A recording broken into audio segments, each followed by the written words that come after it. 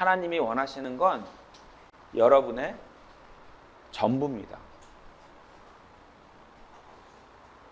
싫어요? 전부를 드리는 건 싫어요?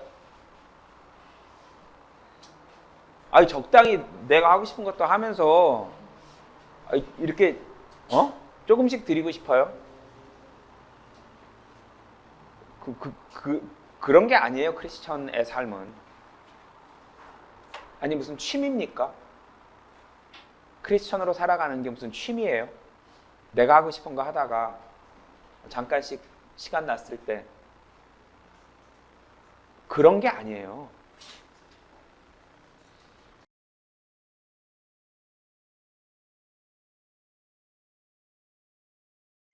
오늘 여러분들과 나누고 싶은 말씀을 많이 고민을 해봤어요. 그래서 생각이 든 게 이 두 단어예요. 예. 전부라는 말이 있고 일부라는 말이 있거든요. 이게 굉장히 큰 차이예요. 굉장히 큰 차이예요. 여러분 성경에는 all, all, all이란 단어가 의외로 굉장히 많이 나와요. 전부, 전체, 완전히 이런 말씀이 굉장히 많이 나와요. 그게 들어간 구절들을 읽을 수 없을 정도로 많아요.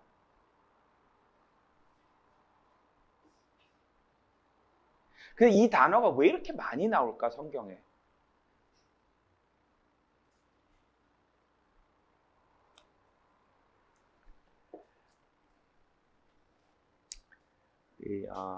요한일서 4장입니다. 4장 9절부터 11절 읽어보도록 하겠습니다. 요한일서 4장 9절에서 11절입니다. 우리를 향한 하나님의 사랑이 이렇게 나타났으니 곧 하나님께서 그의 독생자를 세상에 보내신 것은 우리로 그를 통하여 살게 하려 하심이라. 여기에 사랑이 있으니 우리가 하나님을 사랑한 것이 아니요 그분이 우리를 사랑하시고 그의 아들을 우리의 죄들을 위하여 화목제물로 보내신 것이라. 사랑하는 자들아, 하나님께서 이처럼 우리를 사랑하셨으니 우리도 서로 사랑하는 것이 마땅하도다. 근데 그 아들을 우리를 위해서 죽게 하신 거란 말이에요.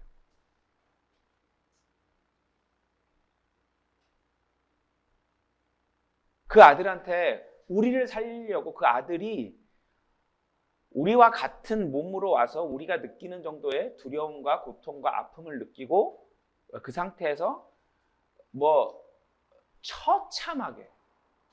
처참하게 돌아가셨거든요. 십자가 위에서 우리가 기억하는 마지막 모습은 사람들이 얼굴에 침을 뱉었다고 했기 때문에 온 얼굴은 침이 막 묻어 있겠죠. 사람들이 뱉은 침으로. 그렇죠? 그리고 주먹으로 때렸다고 했기 때문에 이렇게 막 얼굴에 상처가 나셨을 거고, 또 뺨으로 때렸다고 돼 있고, 그 다음에 이제 옷은 다 벗겨져 있는데 이제 채찍 자국들이 막 있었겠죠. 그죠? 채찍으로 막 때렸으니까. 그리고 이제 나무 가시로 관을 만들어서 여기다 놀리려고, 너 왕이라며 너 왕관 씌워줄게 해서 나무 가시로 여기다 왕관을 씌웠기 때문에 이제 막 피가 이마에서 많이 났겠죠. 그 상태에서, 그리고 이제 우리가 알지만 예수님이 이렇게 체격이 건장하고 크신 분이 아니었단 말이에요. 그럼 그 연약하신 몸으로 이제 그걸 다 받고 십자가에 못이 박혀 있는, 그게 이제 우리가 기억하는 마지막 모습이란 말이에요. 돌아가시기 전 마지막 모습. 그거를 자기 딱 하나 남은 자식이 겪는 걸 보는 아버지의 마음은 어떨 거냐. 그러니까 하나님이 우리에게 자신의 일부를 주셨는지, 자신의 전부를 주셨는지 알아야 해요.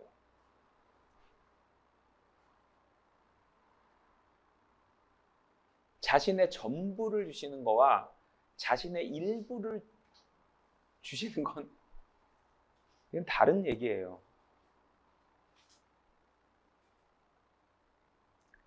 시편 121편인데요. 4절 한번 읽어보겠습니다.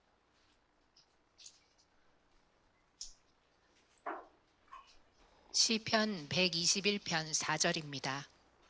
보라, 이스라엘을 지키시는 그는 졸지도 아니하시고 주무시지도 아니하시리라. 하나님은 졸지도 않으시고 주무시지도 않는데요. 그럼 뭘 하고 계실까요? 그 뒤에 우리 139편 한번 볼게요.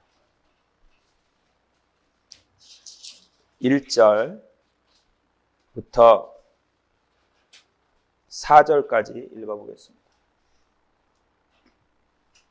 시편 139편 1절에서 4절입니다. 오 주여, 주께서는 나를 살펴보셨으며 또 나를 아셨나이다. 주께서는 나의 앉고 서는 것을 아시며 나의 생각을 멀리서도 이해하시나이다. 주께서는 나의 길과 나의 눕는 것을 샅샅이 아시며 나의 모든 길들을 익히 아시나이다. 보소서, 오 주여, 주께서 모두 아시나니 알지 못하시는 내 입의 말은 한마디도 없나이다. 졸지 아니하시고 쉬지 아니하시고 주무시지 아니하시고 뭐 하고 계신 거예요? 우리 보고 계신 거예요. 시간의 일부를 우리한테 쓰고 계신 것 같아요.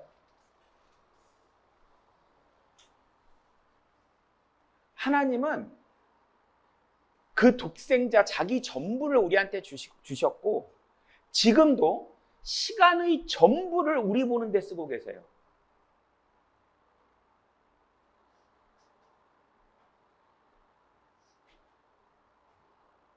졸지 않고 주무시지 않는 이유가 우리 보느라 그러신다잖아요. 앉고 일어서는 거, 무슨 생각을 하는지, 무슨 말을 하는지, 무슨 결정을 하는지 그거 계속 보고 계신 거예요.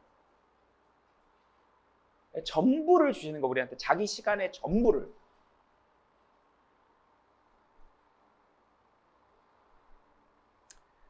미가서 한번 보도록 하겠습니다.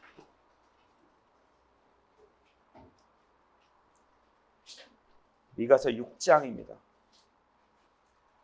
하나님이 이제 이스라엘 민족에게 하시는 말씀인데요. 이제 우리한테도 적용을 해서 생각해 봐야겠죠. 6장 3절, 4절입니다.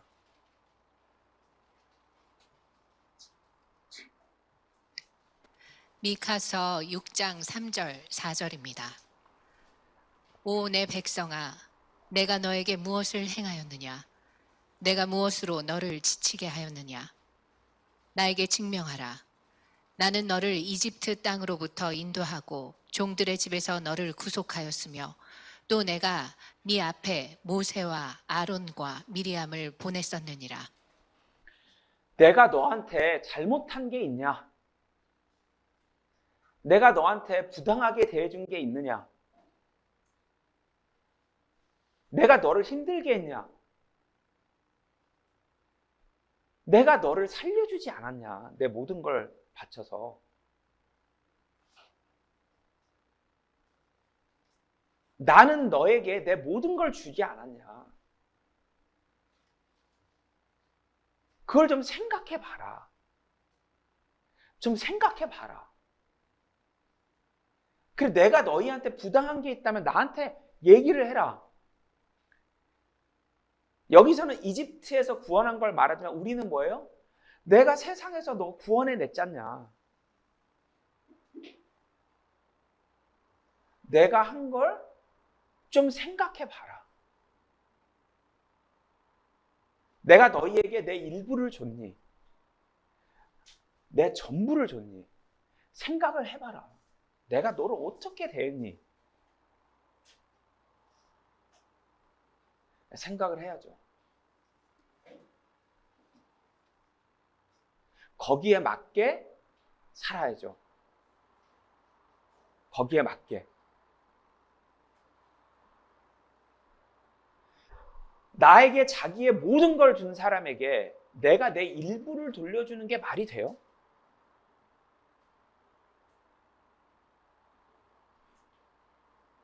어떤 사람이 자기가 갖고 있는 전부를 나에게 줬는데 나는 내가 갖고 있는 거에 일부를 돌려드리는 게 말이 되냐고요.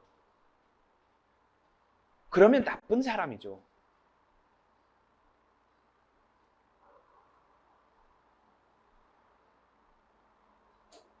그분은 나에게 자기의 전부를 줬는데 나는 내가 할 거 하고 챙길 거 챙기면서 일부를 주는 거야.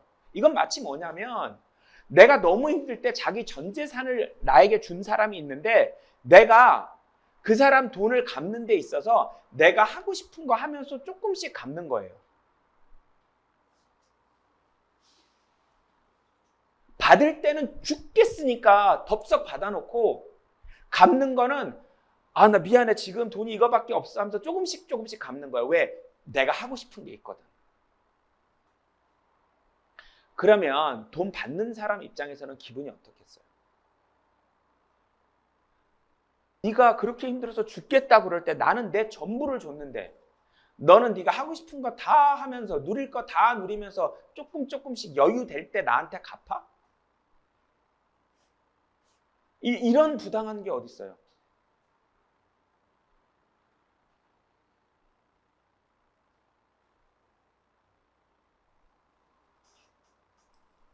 6절, 7절, 8절입니다.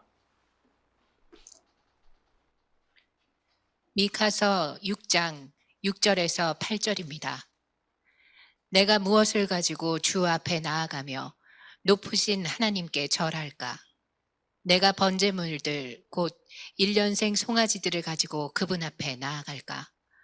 주께서 수천의 숫양이나 수만의 기름의 강들로 기뻐하실까? 내가 내 죄과로 인하여 내 첫 태생을 내 혼의 죄로 인하여 내 몸에 열매를 드릴까?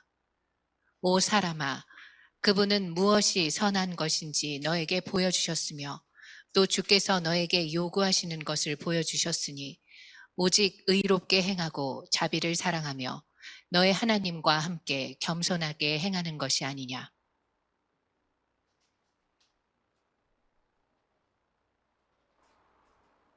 여기 보면 이제 반대로 우리가 우리 하나뿐인 자식, 우리 장남을 하나님 앞에 드리라는 게 아니다. 이런 말씀이 나오죠. 왜? 그건 그분이 우리에게 주셨거든요. 우리가 우리 하나뿐인 자식을 하나님 앞에 죽여야 되는 게 아니에요. 왜? 그분이 그걸 하셨어요. 그분이.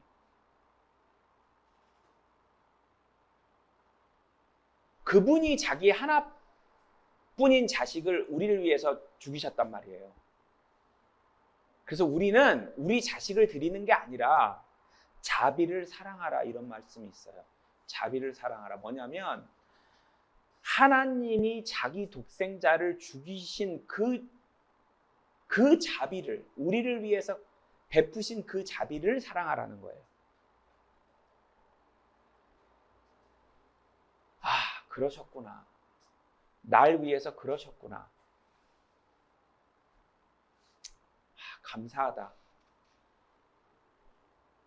난 참 나쁜 사람인데, 난 참 위선적인 사람인데, 난 정말 원래 절대로 천국에 갈 수 없는 사람인데 그렇게 해주셨구나 하고 그 받은 자비를 사랑하는 거죠. 그 다음에 하나님하고 함께 걸어가는 거예요. 남은 인생을. 하나님하고 함께 걸어가면서 사는 거예요. 요한복음 8장입니다. 8장 29절입니다. 요한복음 8장 29절입니다. 나를 보내신 분이 나와 함께 계시느니라. 아버지께서는 나를 홀로 남겨두지 아니하셨으니 이는 내가 언제나 그분을 기쁘게 하는 일들을 행하기 때문이라고 하시더라. 하나님하고 함께 걸어간다는 건 무슨 얘기냐? 그분이 기뻐하시는 일들을 하는 거예요. 뭘 해도. 우리는 하루하루 살아가면서 참 많은 선택을 내려야 돼요. 아침에 일어날지 말지, 침대에 더 누워있을지, 뒹굴뒹굴 할지, 아니면 일어날지, 밤에 친구를 만날지, 성경을 볼지.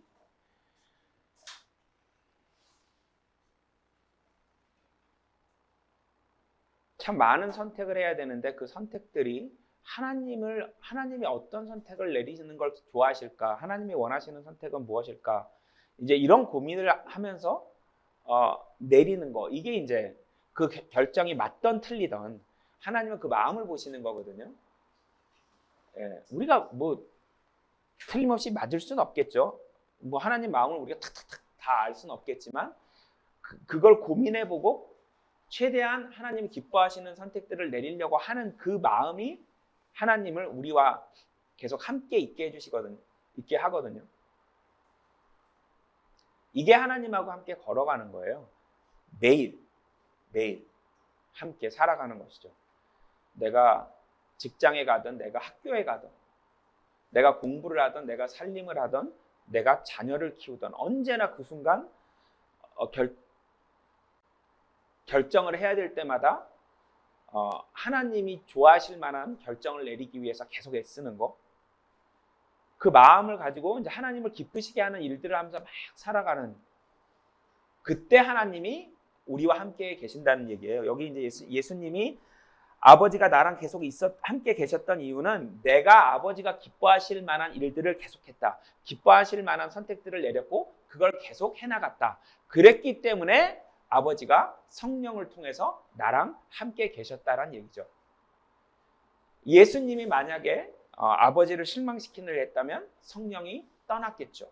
예수님이 침례자 요한한테 침례를 받고 올라왔을 때 내렸던 그 성령이 떠났겠죠, 중간에. 그죠? 근데 안 떠나고 예수님과 끝까지 같이 있었던 이유는 예수님이 매일 모든 순간 모든 일에 하나님이 기뻐하실 만한 그 결정을 내리려고 애를 썼다는 것이죠.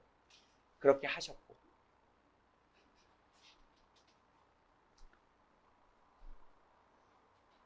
창세기 22장입니다. 창세기 22장.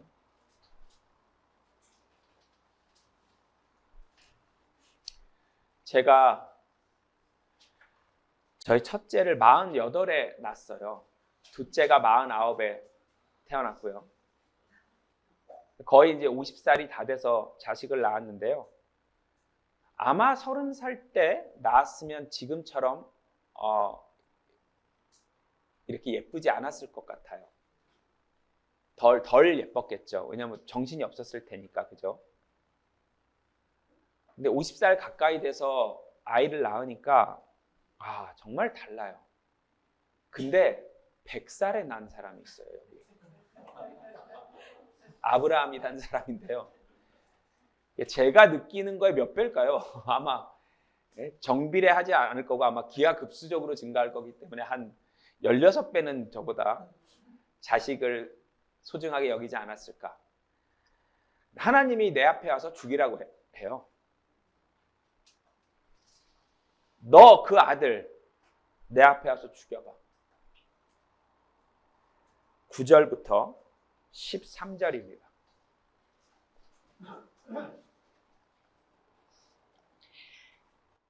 창세기 22장 9절부터 13절입니다.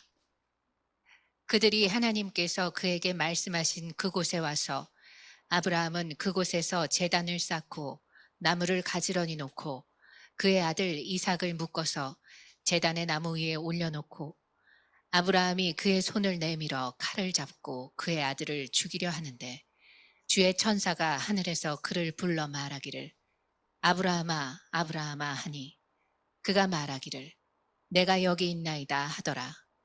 그가 말하기를 너의 손을 아이에게 대지 말고 아무 일도 그에게 하지 말라. 네가 너의 아들 너의 독자라도 나에게 아끼지 아니하였으니 나는 이제 네가 하나님을 두려워하는 줄을 아노라 하더라. 아브라함이 눈을 들어 살펴보았더니 보라 뿔이 수풀에 걸린 숫양 한 마리가 그 뒤에 있는지라. 아브라함이 가서 숫양을 잡아와서 그의 아들 대신에 번제로 드렸더라. 사랑하는 독생자를 죽이는 건 내가 할 테니 너는 그 마음만 있으면 된다. 하나님이 원하시는 건 여러분의 전부입니다. 싫어요? 전부를 드리는 건 싫어요? 적당히 내가 하고 싶은 것도 하면서 이렇게 조금씩 드리고 싶어요? 그런 게 아니에요. 크리스천의 삶은. 아니 무슨 취미입니까? 크리스천으로 살아가는 게 무슨 취미예요? 내가 하고 싶은 거 하다가 잠깐씩 시간 났을 때 그런 게 아니에요.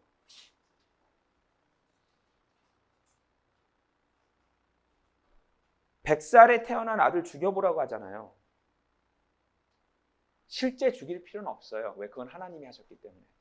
그 마음은 필요해요. 하나님이 그 마음은 요구하시는 거예요. 전부를 달라고요.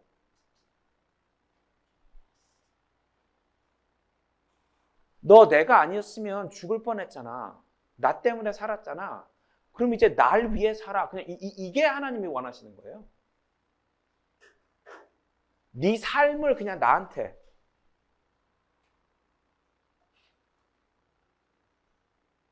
로마서 12장입니다. 1절, 2절입니다.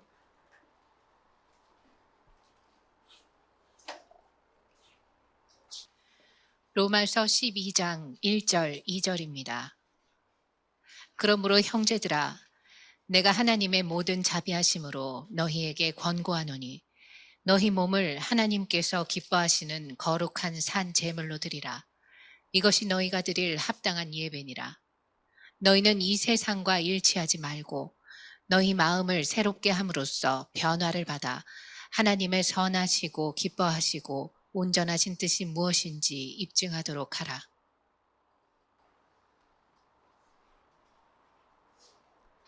너 자신을 나한테 통째로 바쳐라. 이런 말씀이에요.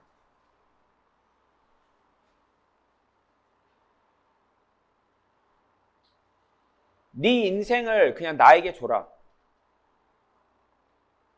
무슨 말이냐? 세상과 작별하고, 세상과 작별하라는 게 어디 산속에 들어가라는 게 아니라 그 사고방식, 그 생활방식과 작별하라는 거죠. 작별하고 선 긋고 이제 너는 하나님의 뜻이 뭔지 생각하면서 살아라. 이렇게 우리에게 요구하시는 거예요. 너무하잖아. 그래도 적당히 내가 할 거 하면서 이렇게 사이에 가끔 성경 공부 좀 하고 예배 좀 나오고 이렇게 이렇게 좀 하시면 되지. 하나님 뭘 전부를 달라고 그러시지?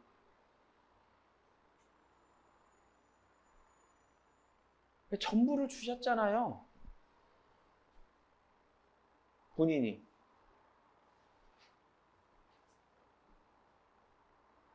우리는 십자가에 못 박히지 않잖아요. 우리는 우리 자식 하나님 앞에 바쳐야 되지 않잖아요.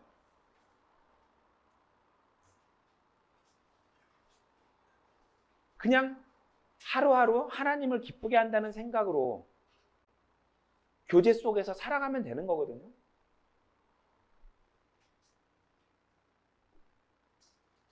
자기가 하고 싶은 거 그거 하면서 사는 거 아니에요.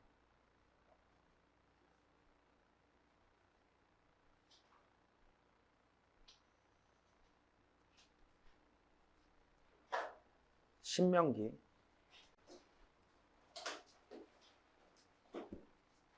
10장입니다. 12절 읽어보겠습니다.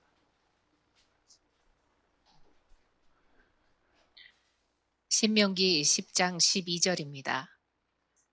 이제 이스라엘아, 주 너의 하나님께서 너에게 무엇을 요구하시느냐?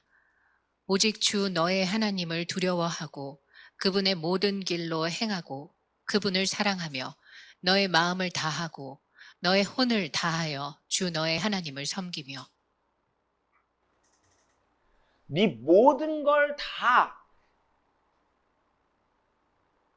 네 힘과 네 마음과 네 능력과 네 체력과 모든 걸 다해서 하나님을 섬기라는 거예요. 이게 맞는 거예요.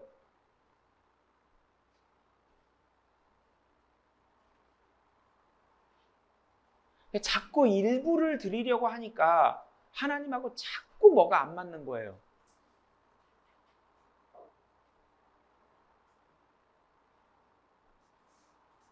내 힘과 내 시간과 내 모든 것을 온전히 하나님을 위해 쓰는 게 싫으니까 자꾸 충돌이 생기는 거예요. 그냥 자기 인생을 드리는 거예요.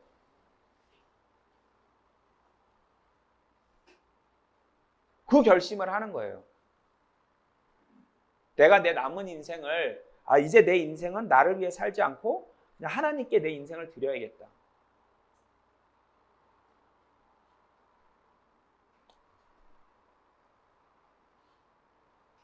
고린도후서 8장입니다. 헌금 내는 문제에 관한 얘기인데요. 8장 5절 읽어보겠습니다. 고린도후서 8장 5절입니다. 그들이 이것을 행하였으니 우리가 바라던 대로만이 아니라 먼저 자신들을 주께 드리고 또 하나님의 뜻에 따라 우리에게 이 은혜를 준 것이라. 자, 헌금을 냈는데 이게 하나님 앞에 기쁜 이유는 먼저 자기 자신을 하나님께 드리고 그 다음에 헌금을 냈으니까 이 헌금도 귀하다는 거지. 돈만 냈다? 그건 네 일부 준 거잖아, 나한테. 나 그래도 헌금 냈어.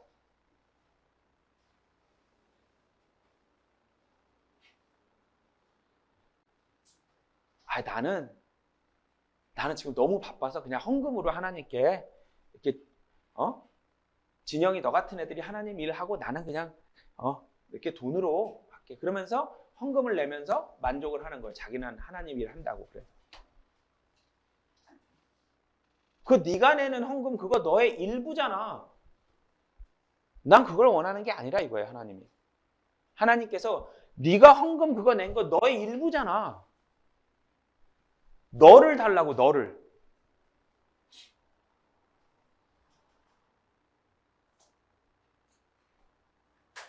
싫죠? 부담돼요? 그건 난 아직 하고 싶은 게 너무 많고 더 놀고 싶고 더 성공하고 싶고 내 맘대로 뭐 더 하고 싶고 전부는 부담스러워. 일부.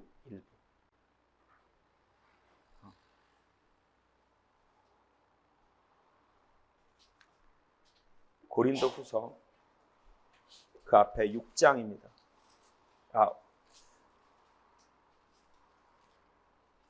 고린도후서 5장입니다. 5장.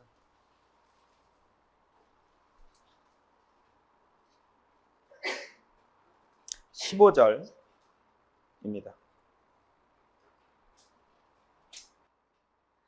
고린도후서 5장 15절. 그가 모든 사람을 위하여 죽으신 것은 산자들이 이제부터는 더 이상 자신들을 위하여 살지 않고 자기들을 위하여 죽었다가 다시 살아나신 그분을 위하여 살게 하려는 것이라. 그냥 자기를 위해서 사는 게 아닌 거예요. 그 다음부터는.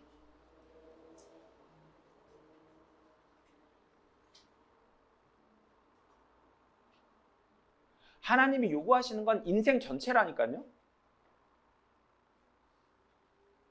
자기를 위해 살지 말아라. 네 남은 인생을 이제 나를 위해 살아라. 이런 말씀이에요.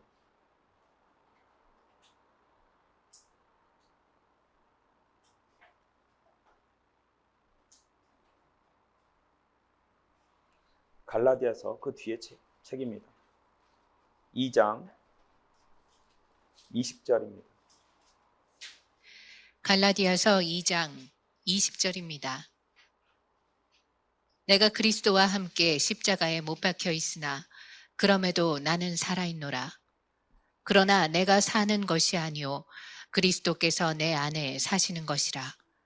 내가 이제 육신 안에서 사는 삶은 나를 사랑하시어 나를 위해 자신을 주신 하나님의 아들을 믿는 믿음으로 사는 것이라. 이제는 내가 사는 게 아니라 나를 통해서 하나님이 하실 일들을 하시는 그런 도구로 살아가는 거죠. 말씀은 주님이라는 뜻이에요. 주님이란 뜻이 주인이란 뜻이에요. 주인님이란 뜻이에요.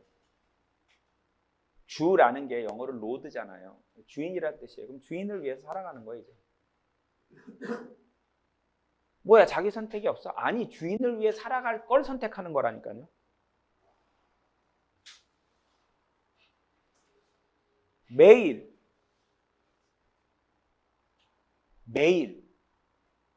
모든 일에 모든 순간에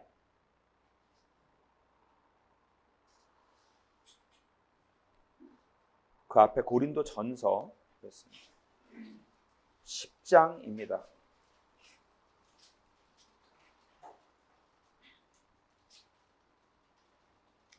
31절부터 33절입니다.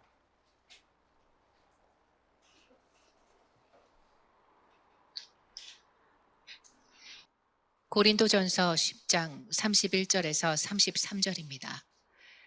그러므로 너희가 먹든지 마시든지 무엇을 하든지 다 하나님의 영광을 위하여 하라.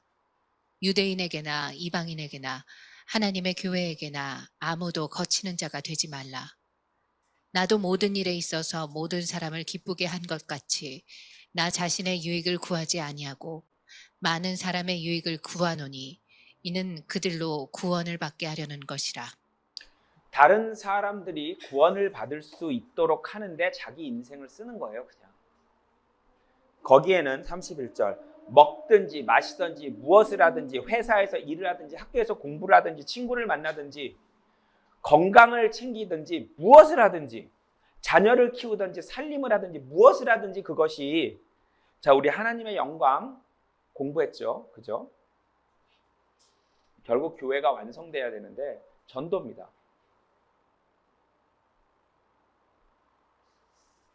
베드로전서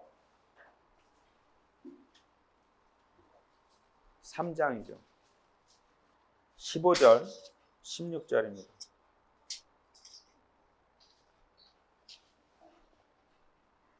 베드로전서 3장 15절 16절입니다.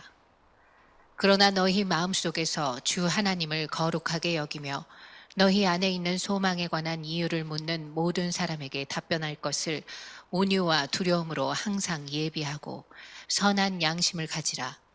이는 그들이 행악자들에게 하는 것처럼 너희를 비방하다가도 그리스도 안에 있는 너희의 선행을 거짓되이 비난하는 것을 부끄러워하게 하려 함이니라. 자, 그러면 하루 종일 자기 인생을 어떻게 하나님을 위해 사냐? 하루 종일 교회에 앉아서 성경 보고 기도하고 찬양하고 있느냐? 아닙니다. 그게 아니라 여기 보면 너희한테 소망이 있는지 어떤 소망이 있는지 물어보는 사람한테 대답할 걸 준비하라고 했기 때문에 묻고 싶은 사람이 되는데 굉장히 시간을 많이 써야 돼요. 그 다음에 대답을 잘해주기 위해서 또 시간을 많이 써야 돼요.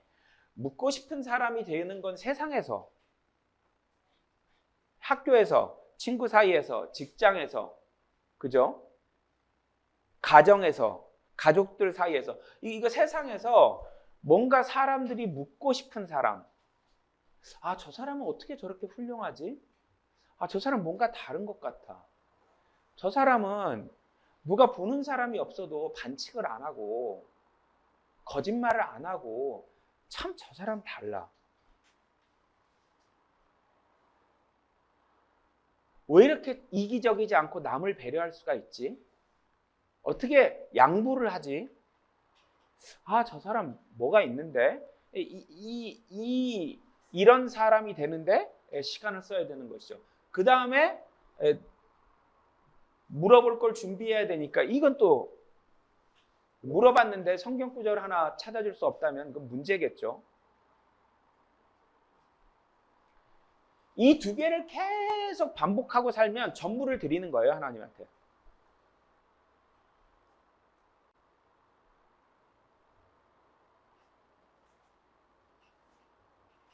회사에 갔을 때 일터에서 일을 잘해야죠. 책임감 있게, 성실하게. 지각하고 일터에서 게으름 부리고 자기 맡은 일을 잘 하지 못하고 이러면 누가 그 사람한테 뭘 물어보겠어요? 인생에 대해서, 삶에 대해서 뭘 물어보겠어요? 그러니 반대로 성실해야 되고 진실해야 되고 겸손해야 되고 자기 맡은 일을 책임감 있게 잘해야 하고 누가 보던 안 보던 또 잘 됐을 때는 양보할 줄 알고 잘못한 사람 감싸줘 가면서 그죠? 이상적인 동료, 존경하는 선배, 믿음직한 후배가 되는 게 굉장히 중요하죠.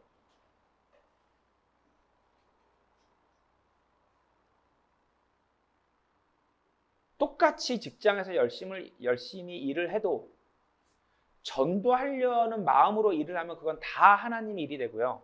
돈을 벌려고 자식들 물려주려고 하면 그건 전부 다 세상 일이 돼버려요. 우리가 고린도전서 4장에서 봤잖아요. 마음의 의도가 결국 그 행동을 규명한다.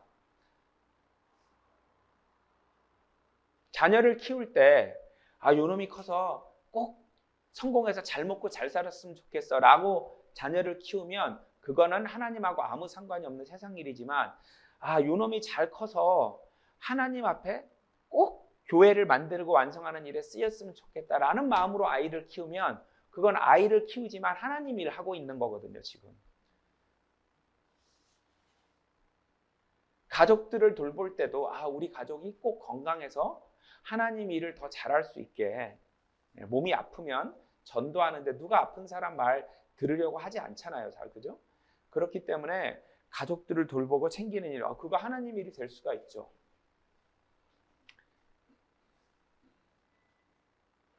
그리고 그거보다 먼저인 게 당연히 우리 모이는 일이고. 예. 아니 우리 수요일 날 예배드리고 조모임하고 일요일 날 예배드리고 조모임하는 게 일주일에 몇 시간인데 그걸 못 드려요.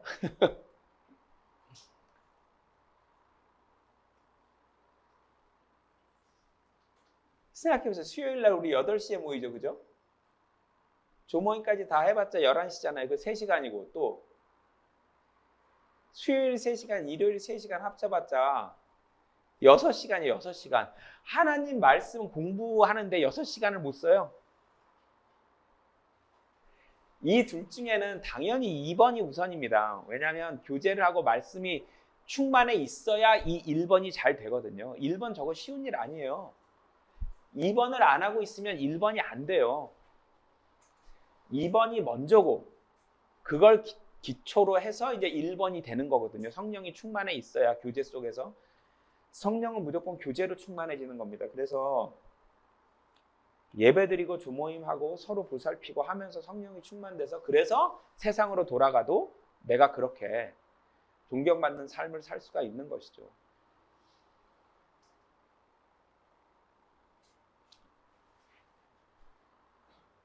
그냥 하루 종일 하나님을 위해 사는 거예요. 하나님 생각하면서 사는 거예요. 자기 육신을 죽이는 거예요. 버리는 거예요. 그냥 자기 내가 누리고 싶은 건 전부 다 죽으면 나를 위해 기다리고 있기 때문에 이 세상은 그냥 온전히 하나님을 위해 살아야겠다. 이런 결심인 거죠. 이게 그냥 시작이에요. 이게 기본인 거예요. 크리스천은.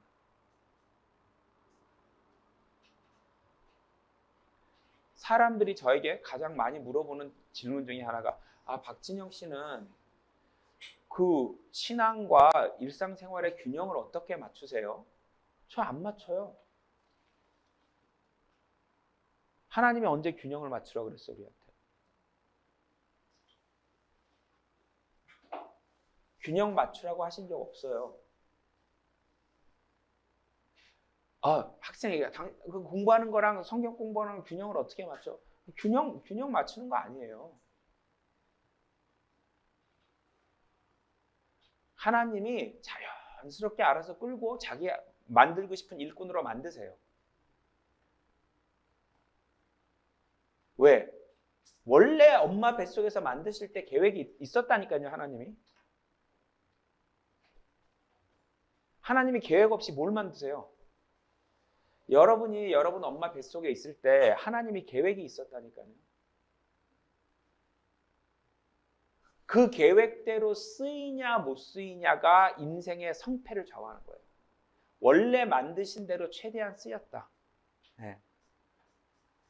저는 조심스러운 생각이지만 만드실 때 나한테 이렇게 춤을 추고 뭐 노래하고 음악을 만드는 그런 재능을 좀 주셨나 보다.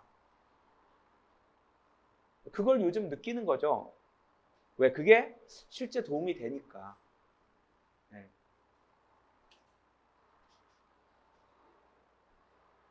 농구를 잘하는 재능을 준 사람들, 농구 선수로 이렇게 해서 내가 사람들을 이렇게 하나님 쪽으로 끌고 하려는 용도로 키도 크게 했고 뭐 점프도 높이 뛰게 한 거겠죠.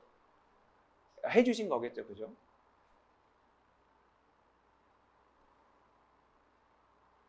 갈라디아서 1장입니다.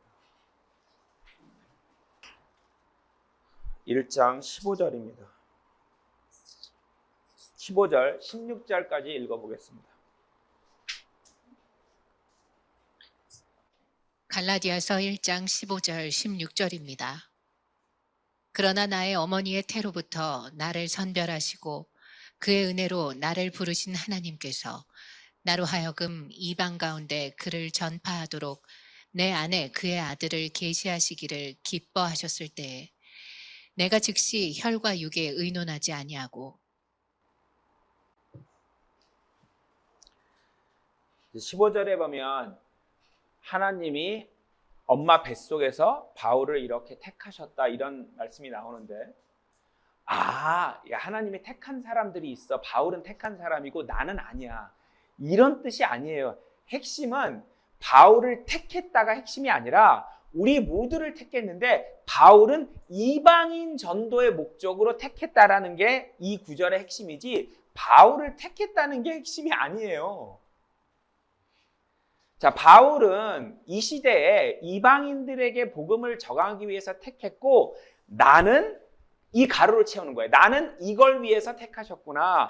모든 사람은 이 사람은 철수는 영희는 홍길동은 가로가 있고 이걸 위해 택함을 받았구나. 모두가 택함을 받은 거예요. 모두가. 태어난 인간은 전부 다 택함을 받은 거고 이 앞에 어떤 이 계획이 있으신 거예요. 이걸 위해 택함을 받았는데 바울이 자기 괄호를 채운 거예요.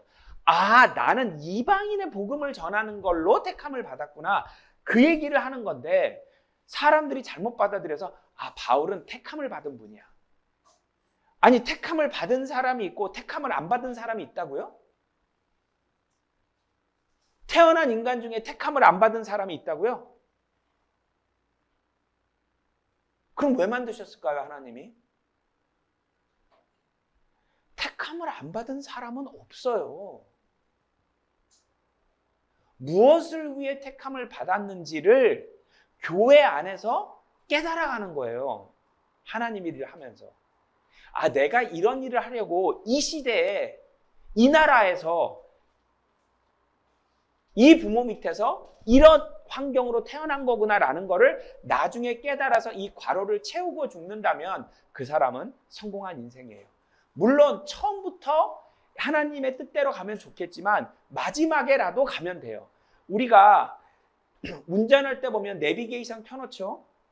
처음에 길이 나와요. 근데 내가 잘못 가면 거기서 또 나와요. 잘못 가면 거기서 또 나와요. 끝까지 포기를 안 해요, 내비게이션이. 길 잘못 들었지만 지금이라도 가면 돼, 이렇게. 또 잘못 가. 지금 이렇게 가면 돼. 그게 하나님 마음이에요. 우리가 지금까지 많이 잘못을 했죠. 그렇다고 내비게이션이 꺼지냐? 아니요. 거기서라도 오라 이거예요. 거기서라도.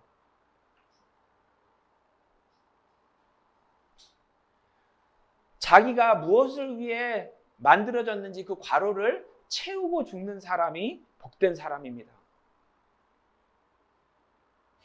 그걸 위해서 하루 종일 사는 거예요. 그걸 알아서. 점점점 그 일을 하면서 하는 거예요. 내가 농구를 이래서 내가 그럼 죽어라고 농구 열심히 하는 거예요. 그게 하나님 일 하는 거예요. 그러면서 하나님 일이 내 전부가 돼버려요. 내 삶이 다 하나님께 돼버리는 그런데 꼭 우리가 다달아야 하는 것이죠.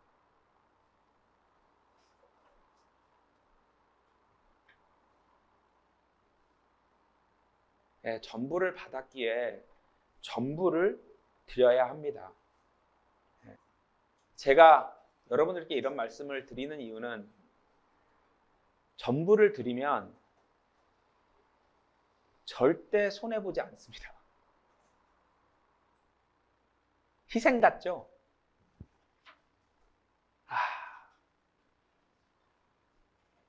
전부를 드려서 절대 손해보지 않습니다. 이 세상에서도 손해보지 않습니다. 한번 해보세요. 절대 손해보지 않습니다.